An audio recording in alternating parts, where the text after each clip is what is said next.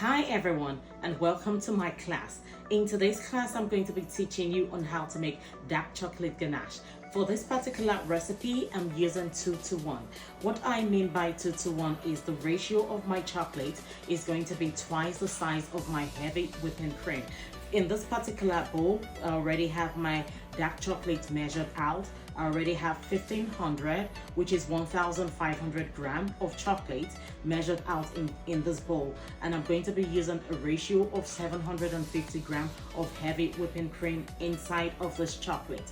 And what I need to do is, haven't measured out my chocolate, I'm going to measure out my 750 grams of heavy whipping cream. And what I'm going to be doing next is pouring my heavy whipping cream on my dark chocolate, or vice versa. What I mean by vice versa is, it's either you pour your chocolate on your heavy whipping cream, or you pour your heavy whipping cream in your chocolate. Well, whichever one, you still get the result you're looking for. And what I'm going to be doing is, I'm going to be putting it in my microwave at interval, like 30-minute interval, until I have everything melted out properly. At that point, your chocolate ganache is ready to use, and you can leave it out for like 10 hours until it settles and it comes together before you use it on your cakes, and you get the best results. As you can all see, chocolate just came out from the microwave.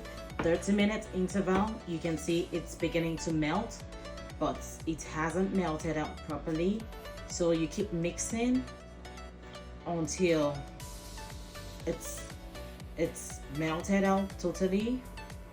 At this point, it looks like it's not melting, but trust me, it's actually melting, because you do not need a lot of heat to melt your chocolate, to break your chocolate down. If not, you're going to be cooking your chocolate and you're not going to get the best result. So you just keep mixing like that until you have all your chocolates melted properly. As you can see, it's not looking like what it's looking. As you can see, it's looking.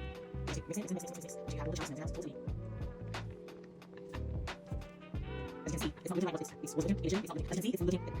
beginning to melt, and it's actually changing.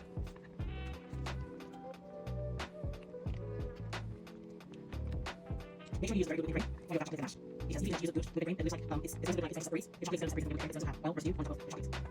And I always advise any whipping cream that has this 5% fat inside of it, that is actually a good whipping cream to use. So at this point, you can see what it looks like. I'm going to place it back into my microwave for the next 30 minutes. So at this point, our chocolate ganache is out of the microwave, and this is exactly what we need, the result we want.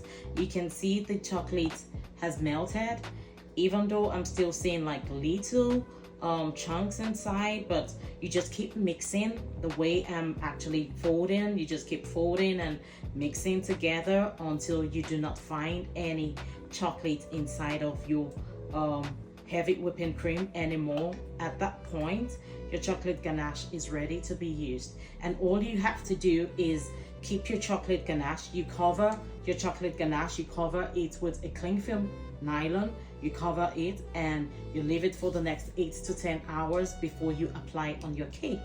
At that point, it's congeals, it comes together, and it's ready to be used. So you can see what our chocolate ganache looks like. It's looking really nice, and the color is really pretty. It's the same process of making white chocolate ganache. It's still the same process. This is what I do. A lot of people, some people actually, they use double boiler, but for me, because I'm used to my microwave and I understand how it works, so more comfortable using my microwave. It's faster for me, because I always like to do everything, and I always want it to be really fast, because I have a whole lot of cakes I'm working on, and I cannot afford to waste time on anything I'm doing, because all our cakes and everything we do, our frosting, our ganaching, our buttercream, everything is made from scratch. So we do not have all the time to waste. All we have to do is look for a way to make sure everything is ready and it's Really simple, and we get the best result. I'm going to be teaching you on how I cover my cake with chocolate ganache. For this particular class, I already have my chocolate cake baked and I already have it sandwiched. All I have to do is cover it with ganache, and the final covering is going to come in fondant. So just watch, stay with me, and learn everything you can learn. So I already have my chocolate ganache. It's been sitting here for like 8 hours covered, and you can see how it looks. It still looks it's thick, but at the same time you can actually apply it on your cake just like buttercream.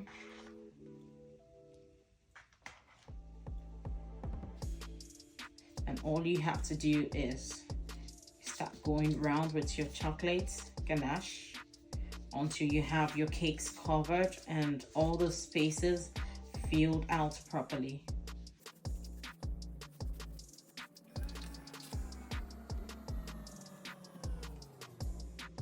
Because my spatula has already touched the cake, I don't want to put it back into the chocolate ganache, so I'm going to be using a separate knife to get my chocolates.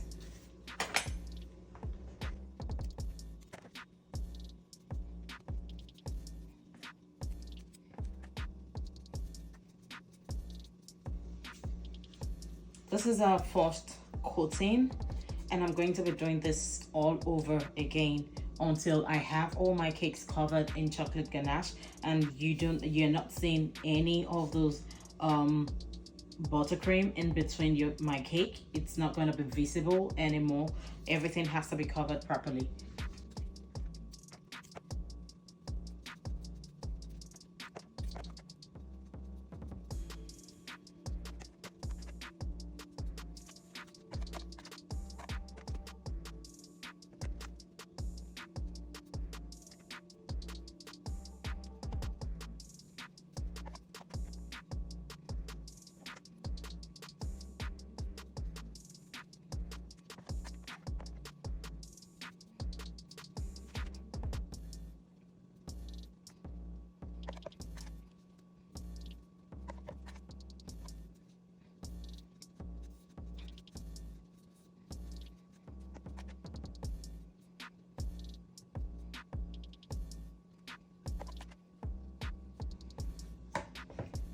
So at this point, I already have my cake smoothened out. I'm just going to use a spatula to actually do the final coating. Then I place inside the fridge for like 10 minutes.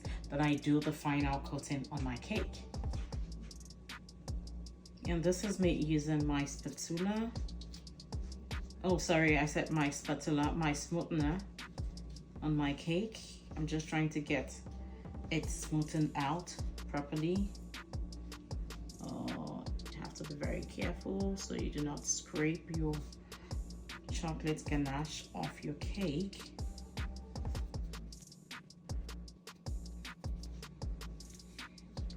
And you have to work really fast because it's chocolate ganache, so as you're working, it's actually settling on your cake. So you have to be a bit fast when you're working.